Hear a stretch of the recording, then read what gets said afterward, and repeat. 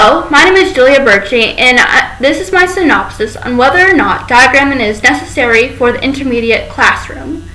Dealing with diagramming within the intermediate grades, which vary from 4th and 5th grade, there is much information to take in to determine whether or not it should truly be accepted within the classroom. Throughout the last few decades, many have believed that diagram is something crucial and therefore will help making the art of sentence making more analytical and easier to find for students who are new or aged within the topic of grammar. However, teachers, parents, and students will also tend to argue that the diagram will also bring confusion, as it could be a completely unnecessary topic to teach within the classroom, and there are many other things that could be substituted within its place. The only way to define a solution to this argument is to research the pros and cons of whether or not diagramming is truly useful to the teachers and students, or a certain waste of time, as many claim to say.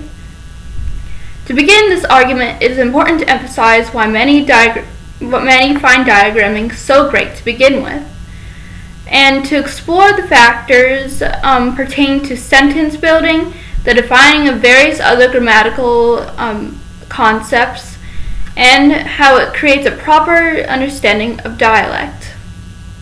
With this in mind, it could be understood to a certain extent, diagramming can give a student the basis that can help them to learn the functionality of sentence building. Not only that, but the educator will benefit as much as a student when they're teaching this subject. Diagramming and sentence structure seem to go together, and this could be explained as the class goes on. If the educator is teaching the student one thing, they are bound to cover this topic and thus get 2 lessons to begin with. A quote from Griffith explains the fused sentence is 2 or more sentences run together with no punctuation or spacing to separate them. As a result, the reader, misled and confused, must reread the sentence, and even then may not catch the writer's intent. Students will be able to avoid fusing sentences together, knowing how to diagram.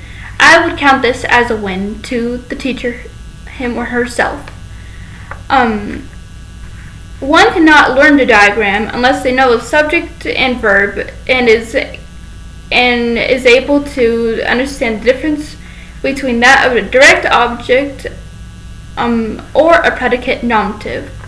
Add on to that, to diagram also feeds into the better sharpening of an individual's skill in developing and understanding the work of sentence structure itself. Of course, as diagram will also introduce topics of using proper dialect, it could also severely confuse a student either newly learning or practicing on this topic.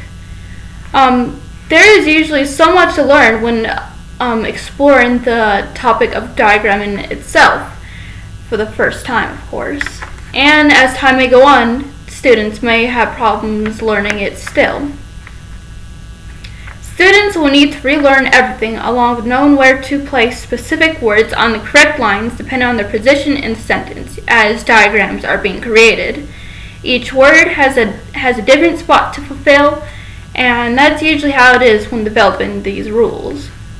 Not only that, but diagramming is not always taught the same by all teachers, despite there being rules involved. Teachers will have their different forms of diagramming, as I have experienced, and this is not all the time easy for the student to process when they're trying to know these rules. Such confusion is always to be considered when entering a new course, as all topics should be relevant to both the teacher and the student within their educational journey. The teacher must be prepared to teach, and the student must be prepared to learn and understand what the teacher is saying, and be able to work hard throughout this confusion, as many claim to be. Moving on, it should also be acknowledged how diagramming also deeply taps into other grammatical topics. As was mentioned, to be able to work on the subject, there are some things that are completely mandatory for the student's level of knowledge. A student must process what it means to have a compound subject, adjective, or adverb, and know how to write sentences properly. A quote from Dreyer says that pronouns can get into a lot of grammatical trouble when they don't agree with the noun they represent. Diagram will also cover a topic such as this. Diagramming is at times too important for a teacher to take out of the curriculum because of these sets of facts. And though bringing attention to this factor set at hand, the element of knowing proper dialect becomes known as well. In a sense, learning how to diagram will bestow a sense of review on anyone who decides to participate within this topic. Yet to take a turn, while review can be mandatory at times, it is also possible that students may get frustrated on this topic, as of course many have reported themselves of doing as well, the whole point of this argument. We know that language is constantly evolving, but sometimes that evolution creates either improper word use or confusion, or both. This is a quote from Ms. Watson. Relearning everything is often tedious and unessential. This comes to play when an individual will be tasked to deliver a subject to another group of reluctant students. It is a vicious cycle no one really wants to be a part of. In reality, if a student is not spending all their time trying to learn to diagram, they could learn something much more valuable, a different subject perhaps, another topic within English, anything besides diagramming. At times, cutting diagram completely out of the picture ensures that a student will have one less topic to worry about. Advancing through the synopsis of this argument overall, it can be a clear revelation that the subject of diagramming can prove how a person speaks altogether. We strive hard to focus on content and organization to grow lush foliage and even to promote social awareness. Yet at the same time, we are bothered by subject-verb agreement and tense changes. We readily admit the grammar and syntax need to be addressed, but we do not generally condone the correct every grammatical mistake approach. This was a quote from Mrs. Wright. This is apparent as the student will already have exercised proper grammatical structure.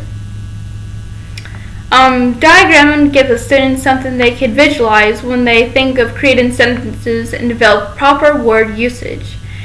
At this age level, students need every aspect they can in order to obtain an overall understanding of speech. Diagramming breaks down sentences, of course, and it is hard to diagram fragments or obscure nouns, pronouns, adjectives, and verbs. It will cause students to think before they act, and thus will most likely hinder them from making such a grammatical mistake that will bring confusion, lack of understanding, and even fragments within their sentences that really do not need to happen. In conclusion, it's easy to say that teaching diagramming is a particularly challenging task to accomplish with intermediate students. These students have much challenging tasks to accomplish day to day within their studies. With so many rules on the topic of linguistics and other class issues, perhaps adding the subject area of diagram will simply be too overwhelming for these students. On the other hand, however, students may also benefit from diagramming immensely. With their developing minds, they will be able to visualize sentences knowing that every word plays a role within the structure of speech. The ability to speak more advanced manner will be unlocked. So, in the end, surely diagramming has its uses within the classroom and should not be removed from the curriculum.